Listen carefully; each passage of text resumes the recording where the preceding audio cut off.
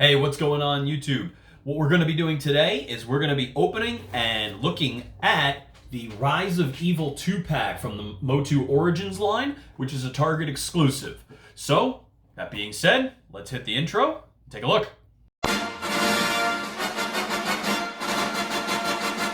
Behold, my stuff. Okay.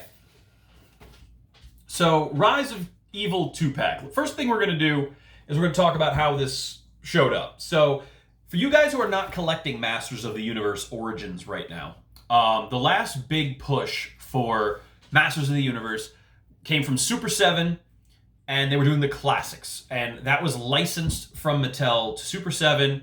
They were doing a big line of those. It was very successful. It reinvigorated collecting for Masters of the Universe. An example of that we have seen when I showed off the William Stout Skeletor. When we opened this guy.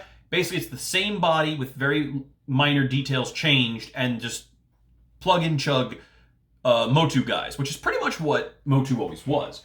When the Origins line came out, here's like a broken down He-Man from Origins. These new basic bodies that they did were plug and chug bodies. So much like the shape and the sculpting of the original Masters of the Universe line, which I'm a big fan of. My big issue was you really had no posability with them. What they've gone and changed is they've reworked the style so that there's all these new connection points and you have a lot more posability. And they've been made simplified a little bit, so they're a little kiddier than they were with the original line, but very popular. So I've been a big fan of the Origins line because it reminds me of the line that I got when I was a kid. The Rise of Evil 2-pack is absolutely phenomenal. And so what we're going to do today is we're going to open this sumbitch. But the first thing I want to say is he gave me an unpunched card because it came right out of the box. I've never owned one of those before because I'm not a collector in that way. I play with my toys. I don't, I make dioramas and I put them out and I'm like, smash you. I don't leave them in the box and put them up. I have one figure still in the box, and it's the Stan Lee first appearance in Avengers, the movie Stan Lee, sort of like his commemorative figure, and I got that the day he died. And I'm going to leave that in a box. I'm not going to open that. I had the thought of rebuilding his office as a diorama and doing it, but somebody beat me to it, and then I went, well, somebody else did it, I'm not going to do it. I may do it still. But so I was really interested in this particular 2-pack, not because of Cronus. Fuck Cronus. I don't care about Cronus at all. I wanted Keldor. I don't care about his exclusive staff. I don't care about his exclusive sword. I'm a little interested now that I've seen it in the Akala head. I was interested in Deluxe He-Man because his Akala head is actually a mold meant to resemble the original He-Man head, which I really like because the new He-Man head is not my favorite. This is the new He-Man. Where is this? This is the new He-Man head. Come on, focus. I'll get out. Maybe it'll focus. Yeah. That's the new He-Man. It's okay. It's not as cool as OG He-Man, in my opinion. So for me, I was kind of looking to get the original head, but like I said, they never released them in the Targets near me, so I couldn't get one. Maybe I'll get one eventually. I also was interested in the power shaft of energy that sticks to the end of the sword, because it would look cool with my diorama. We have seen my Castle Grayskull before in a previous video. Please check that out if you haven't seen it. It was a really cheap economy build and it came out really cool. But so the Akala head, I was sort of take it or leave it. The thought occurred to me to even sell the Akala head. But now that I've actually seen it, I like it better than Skeletor's head. So this is Skeletor's head. And the main gripe I have with Skeletor's head is I don't mind the paint job or the open mouth. It's cute. But the hood, in traditional Skeletor fashion, doesn't come all the way under, and it doesn't look like a hood. This one does. So what I want to do is open this up and take out Keldor, take out the Akala head. I'm not really going to go over Kronis, because who fucking cares? But just take a look at some of the really sick artwork on this. So Rise of Evil 2-pack, Masters of the Universe. That's my dog. So we've got Merman, Triclops, we've got Beastman and Evelyn overlooking a battle scene. On this side, We've got, I forgot the name of him. I don't think that's not Stinkor. Stinkor looks like a skunk. But the suction cup fingers rings a bell. So we got this little dude hanging out, which is kind of cool. On the back here, we have this really nice artwork where you can see Keldor leading Beastman and Kronis, Evelyn in the background, Triclops, Merman, and they're facing off against the Eternians. And right up front here is King Randor. So that's really interesting if you know the backstory that Cronus and King Randor are brothers, half-brothers, whatever you want to call it. And it's weird because Keldor's a Gar. And so he's blue-skinned, and it doesn't really make sense that they're related at all, but they went with that story, so sure, why not? And if you watch the 2000X cartoon, you actually got the origin of Skeletor, and they actually were able to work Hordak in a new way and make him sort of more important than he was. And I really love the mythology aspect of the 2000X line. I really love the storytelling. A lot of people were very bummed with that cartoon line from some of the design elements, and I can understand that, particularly the sci-fi aspect to it. But for somebody who loved the Masters of the Universe movie, I like the sci-fi aspect. I didn't like the sword. I want the sword to be more traditional. And I didn't like that the sword wasn't magical. It just was magical because the power's in you. Lame. I like the magic sword. But I did really like what 2000X did for storyline, including Keldor. And so I've always wanted one. And now that they've released one, I'm so happy. And I can't wait to compare him to traditional Skeletor. So, again, you can see Hordak up there, or maybe that's Horde Prime. It's unclear. But you see the demonic Hordak-esque guy in the background. There's Keldor in there with his bits and pieces, with Cronus. Gorgeous landscapes, just feels very old school MOTU. All right, so the first thing I'm going to do is take the plastic out and move this. It just sits on a red card. It's nothing fancy. So we're going to put that back over here for the time being. Now that it's out of the box, we can take a little better look at that head. Look at that Alcala head. So those are plastic eyes, gems in the eyes. It looks like there's a nub at the base here. So let's take a look at this. If you look at, I'm going to put my head behind his so you can see it. First of all, the gem eyes are very cool. One is set way too far back into the head, and there's a bit of glue exposed, so I may have to go in and mod that. But it's a very nice look. A black wash would do a lot in this instance. But look at that little nub right there. I think that's supposed to sit in this right here and kind of click in. So I'm going to have to go in and play with this a little bit. I have a feeling that this is going to require a little bit of TLC to get this the way I want. Otherwise, I'm just going to cut that out. But the hood goes all the way underneath, which this one doesn't. So you can see the difference in the two Skeletor heads. I mean, obviously the Akala head has way more detail. And it's a better looking Skeletor. I am going to get this Keldor out of this box now. I've heard that people have broken the staff, or it's come broke, which I could totally get. I see why that would happen. It looks like they've literally just put two resins together in the same mold, and that can always form a weak link and be a problem. Am I a huge... It's a little bendy. I would probably hit it with a heat gun to reshape it. But you can see that clearly... this is not painted. This is two forms of plastic. So they literally dumped two different tinted resins into the mold. Okay, so let's check out the cape. First of all, that's a really cool cape. It's got nice detail with the threading in the front. I'll probably paint that another color.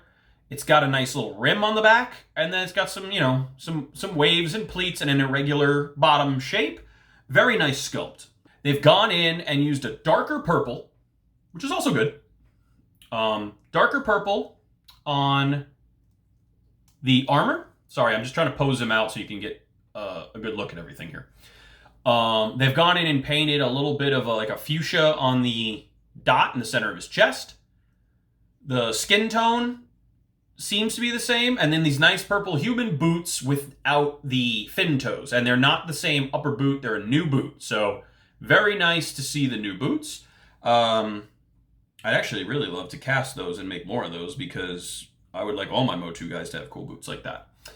And then the skirt and everything's the same. So let's compare it to my Skeletor. Same colored body, and the body both have the 2020 Mattel trademark with the China stamp on the back. So they are the same. The attachment is the same, but the purple is 2 different shades. So that's kind of cool. I like the darker purple, but I like the lighter purple armor for Keldor because he's a little bit more bold. He's not as dark as Skeletor. I almost would rather them have used the lighter purple, but if I change it, the boots won't match and the gauntlets won't match, so I can't change it. So that's a little crummy, but not too bad on the and armor. And as you can see, the hands are different. So same right hand, left hand mirrors that hand. So that's kind of cool. And again, the head, which I'm actually really surprised at, is identical to the cheap one that I bought for $5 online. It's the exact same model. This is the one that I bought online before these figures were released. So this head wasn't out there for anybody to 3D scan. Look at the divot in the hair. Look at the divot in the hair. And if I do say so myself, I don't think I did too bad a job with my paint job. I did pretty good. I mean, obviously, the matte black looks so much better than mine. Mine's too shiny. I did my best to get the shine off. It just didn't work out.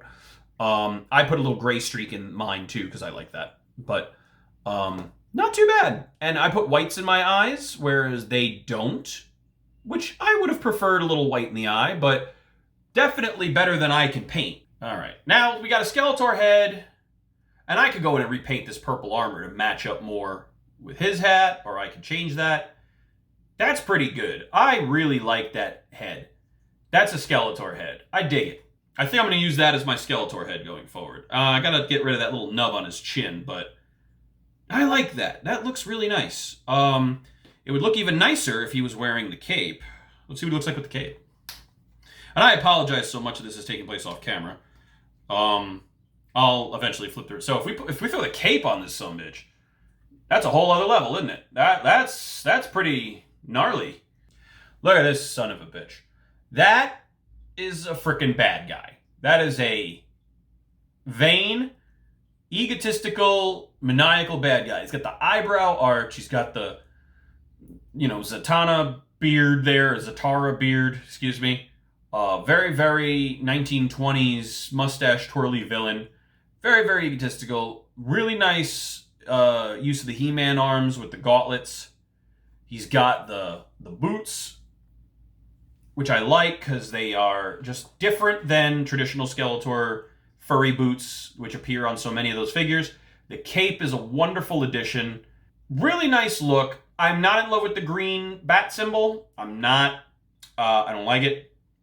Will I change it? I don't know. I will probably go in and modify the crossbones, make them look a little cooler, and detail this guy way more. But for now, I'm going to leave him just because he looks so cool. I also picked up a traditional He-Man golden power sword for my diorama. So this is a Classics line sword, which I liked a lot. So I had all these different parts that I was using to kind of put these things together, including, but not limited to, making my own broken power swords for the diorama, because it's supposed to be anti-He-Man, sort of went around and screwed everybody over. And was going to different multiverses and, taking the power swords, killing the He-Man, absorbing the power, and it was a really good comic. If you didn't read it, He-Man and the Masters of the Multiverse, I highly recommend it. But let's take a look at the sword. I'm going to look at the sword in a second. Just really quickly again, I wanted to compare the two staffs. They are 100% the same mold. The Havoc staff, it's no different. It is more curved than the one you get with the Skeletor, and it's that richer purple, tinted purple. And again, this could be heated and straightened out. I wouldn't mess with it too much just because they tend to run a little flimsy, but the fact that it's translucent green to symbolize he's using power, it's just a cool add-on. Thank you, Mattel, for just taking that extra little bit and making it just a little bit more unique. You could have just done the boots, the arms, and the head and called it a day with Keldor with the cape, but you took it a step further with a repaint, a recoloring, and you made the weapons just a little bit more interesting. Now, this is the sword that comes with Skeletor and He-Man. Two halves of the Power Sword that come together to form the definitive Power Sword. That is straight out of the comic. It was not featured as a thing in the cartoon. The cartoon did not explore that aspect. And the shape of the sword is the Akala shape. It is the comic shape. It's how it appears in the original comic. And the joke was both halves of the sword are needed to access Castle Grayskull. Whoever owns Castle Grayskull is the master of the universe, quote unquote. And the flag on top of Castle Grayskull, you could switch it back and forth to show who's in charge at the time. Whether it's the Horde and Skeletor's crew, or whether it's He-Man and the Eternians. So what's kind of cool about this is this sword is complete. This is a dual-sided complete, and it has a little bit of that power showing off on the top. It's a purple sword, so this is very Keldor. I like it a lot. I love that it is essentially the same mold, as you can see. Slight differences. So if I flip, so He-Man, you see the taper on the blade is actually, I spoke too soon. This is not the same mold. The taper on the raised piece, much, much more strict than you see on the Keldor. You can also see the pore spout right there. Great job sanding, guys. Now we look at the Skeletor. Skeletor's taper is the same. So this is a different mold. This is a different sculpt. This is not the same. How about that? So if you look at the nubs, they're thicker. Whole new sculpt for the sword. Very cool. I like it. Now, the thing that is going to bother me, the thickness of the handles is the same. So why does that suck? Well, I'm about to show you. This is where I have to cast my own. So if you go to put the sword in Keldor's hand, first of all, the handle's not long enough to get in there. Second of all, the thumb is in the way. What I am going to try is, I did get a Filmation one from the line that is the Classics line. So let's see if he can hold Filmation's sword. He holds the Filmation one. So maybe I'll just use the Filmation sword for him. So he can hold the Filmation sword. So that's something. At least there's a sword out there that you can put in his hand. So you need the longer shaft for Keldor. Just like you need it for Skeletor, just like you need it for He-Man. The complete swords do not get in past those damn thumbs. So the length of the hand just is too long for the shaft of the sword, but the Filmation and the classic swords have a little longer shaft because they're bigger figures. They fit. So that's cool. Similarly, the armor does not have a sleeve in the back to put a sword back there, so you're going to have to make your own if you're going to do that. But in general, I think I'll just use the Filmation one, and that's fine. Let's take a look at Cronus in the box. Cronus, very deep blue. Traditional He-Man body top. Nothing new there. The head is goofy as hell because they put white in his eyes. That is some chompers, man. That is definitely some chompers. The helmet does not come off, but it is a secondary piece of plastic. So those are put together just like the Akala head. Two separate pieces of plastic fused together. Really good job on the wrist cuffs. They are painted, but not too bad. And in fact, if I compare that to He-Man's wrist cuff, it is the same wrist cuff. So these are He-Man arms. Totally original leg sculpts, of course, for him. Now, of course, in his regular version, he's got the trap jaw, he's got the beady black eyes, and he's got the one robot arm. So here they kind of gave him that split up armor and stuff. Really cool armor, though. I like that armor. If I did keep this, I would recycle that armor onto a new character. And he comes with a really badass gun. That's very 1987 Masters of the Universe gun. I like that gun. And he's got a little bit of green on the quads. The boots come up over the quads. Really nice boot covers, though. Those are very, very cool. I like the legs on this figure. So if I was doing a custom, I could see... Oh, look at that! Okay, I'm going to show you this. This is kind of interesting. So the boots, a little different. So you'd need to take the whole lower leg to get this to keep, because these just go right up to here. They're meant to go together. So really nice custom legs on this figure. Cronus is a nice figure. If you're into customizing, which is the best part about these snap together MOTUs and WWE line, is you can mix and match and create unique people and repaint, and I love customizing figures. So the fact that these are so plug and play, very attractive to me. But yeah, really nice figure. Great figure. And you don't really get to see a before and after character. Like we have Skeletor and Keldor, well, we have Trapjaw and Cronus. So you get to see what he was before he got all blown up and everything, which is just really kind of cool. I just love that the mythology's there. Of course, the skirt, the panties there, the crotch is the traditional He-Man, just pink. And you can see that the armor goes across his whole back, so the snap connector's here in the front. So really good accessory. I don't know, maybe I won't sell him. Maybe I'll just keep him. I'll sit on it for a while. Really just not something that I wanted. But the parts that he comes with interest me in potentially making a different custom figure down the line. I may do that depending on if I get my hands on some of the WWE guys. I could work out a very nice custom figure. Some nice 80s kind of heroes, you know, Deathstalker and different movies like that. There's some appeal to that. I have some custom swords that have been 3D printed and things like that. And I have a custom head that I'm working on. I don't even know where that is, to be honest with you, but we'll find it at some point. But yeah, I really do feel that this entire 2-pack at its price range is 100% worth this guy all by itself. If they just sold Keldor with those parts and the Akala head as a $30 figure, I probably would have bought it. 25 is probably more reasonable for just this guy, even 20. But the Akala head with the gem eyes is a nice addition. It's a better looking Skeletor head. And if I really wanted to, I can rip the face out and put it in the pink hood of the other one and make it match. I just don't think it's... Why bust my chops about it?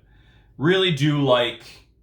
This is a nice piece. So let's go take this guy, put him in front of Castle Grayskull, and see what he looks like.